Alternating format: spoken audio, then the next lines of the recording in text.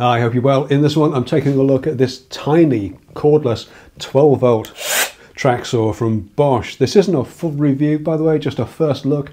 I've had my eye on these or something like this for a little while, and I picked this one up during the Black Friday season, so I haven't had it for that long.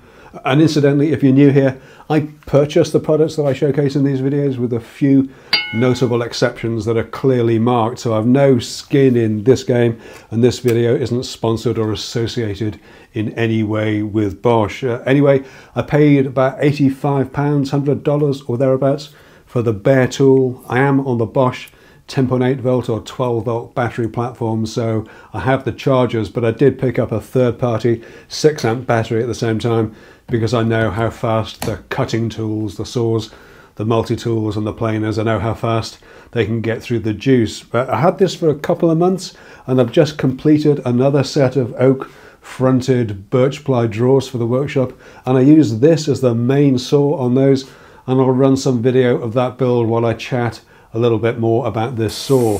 If you're not familiar with these are small, lightweight circular saws intended for little trimming jobs or for when you're working in smaller spaces, basements, lofts or crawl spaces are the kind of things that spring to mind. I'll link the full specification in the video description, but there's a few of this type of saw around from different manufacturers, both mains powered and cordless. This one is Blue Bosch, so from their professional range that started out as 10.8 volts is now 12 volts. And this saw appears to work just fine with all my legacy 10.8 volt batteries. I bought the bare tool in a carton, in a box, and it comes with a side fence, a dust collection port, and 3 machine screws to attach it all together. Oh, and an Allen key as well that's stored in the body. There's a higher priced option to get the same package in one of the Bosch Sustainer type cases, whatever they're called, L-box, something like that anyway. Or there's a full kit that has all the above plus 2 batteries and a charger. That runs to something like £190, getting on for $250. These are not a cheap option, and it's worth pointing out that for that kind of money you could get a decent mid-range mains powered plunge saw or 2 entry-level supermarket plunge saws, so the value proposition of the size, weight and overall portability really has to make sense for you to buy this over one of those. The saw comes with an 85mm blade with a 15mm bore and a super skinny 1.1mm kerf. And because there are lots of saws of this type around, there's also plenty of choice for alternative blades at a range of price points and from all the usual sources. With the side fence fitted to the right of the saw, you can make cuts up to about 105mm or so by bearing against the edge of the workpiece, but it's when you flip that fence around to the left side that things start to get interesting. With a fence butted up against the left of the saw body and locked off, the grooves under the fence match perfectly to the Bosch and Maffel guide rails, turning it into a tiny track saw. But it gets even better because there's also a slot that fits the central rib on the Festool guide rails, which means that you can use it with any Festool or Makita pattern rails that you might have as well. Now, out of the box, the saw kerf didn't match any of the guide rail splinter guards that I'd already trimmed to match other saws, no surprise there. But dedicating a rail to this saw by trimming back the splinter guard in the usual way gave a much more precise indicator of where the cut line would be, and also helped to give a cleaner cut, so definitely worth doing if you can. Even with the trimmed splinter guard in birch ply, the waist side cut left something to be desired, and whilst this could be helped by making a scoring cut, it's much more of a faff to do on a circular saw than with a plunge saw.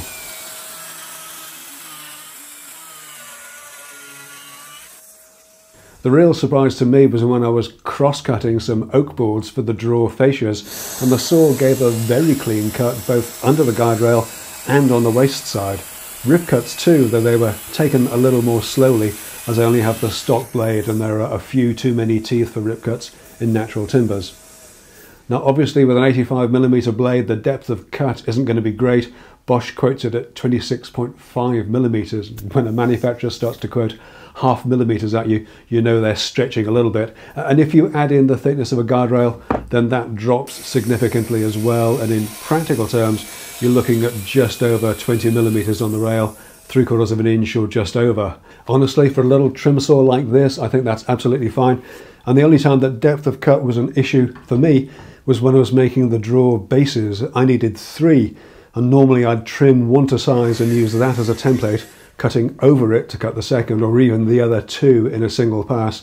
Wouldn't be a problem for regular track saws. Of course, on a track with 20mm or so depth of cut, I couldn't even get through 2 layers of 12mm birch, so the drawer bases each had to be cut individually.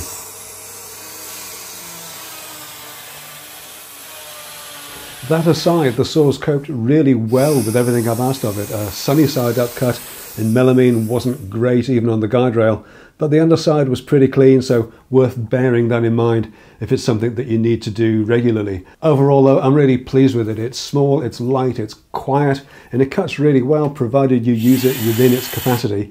The only slight disappointment out of the box is the lack of any kind of dust bag being included. But the dust extraction with a vacuum is excellent, and I guess that if you're using it in the car park of a DIY store to rip a full sheet in half to fix it on your roof rack or in the back of your car, then you probably can live without dust extraction at that point. So who's this type of saw for? Well, let's flip that one around and say who it isn't for. If you want to make full-length rips in birch ply, melamine or veneered boards all day long, then give this one a miss and aim for something more robust that'll likely cost you more than the sheet material you're cutting. If you need to make bevel cuts in anything thicker than 12mm stock, then that's a no-no too, at least on the guide rail. But if you want a handy little trim saw that you can use in tight spaces for those odd little cuts where you need to cut and offer it up, then cut again, then something like this is ideal. In terms of cost versus convenience, well, that's a decision that you'll have to make for yourself. For me personally, the reason I bought it was because I had a few full boards in the other half of the workshop that I wanted to cut in half to make storage easier. And it just meant that I could make those cuts with the boards stood on edge and a rail clamped on tightly. If I never make another cut with it again, it will have been worth it just for me not to have to wrestle those full sheets into this side of the workshop to cut them up. I know that probably sounds ridiculous, and I'm sure your reasons for considering a saw like this will be different to mine. But whatever they are, if you can justify the cost, then I'm sure you won't be disappointed with this saw and the quality of cut that it produces. I'll call this one done for now though. The saw's done a great job on these drawer boxes. I need to finish them off with a handle cutouts. Maybe I'll get to use my new scary looking router bit, and I'll be sure to report back in a little while after I put a few more miles on this saw. But that's it for this one. Thanks so much for taking a look, and I'll see you all again very soon. All right, take care.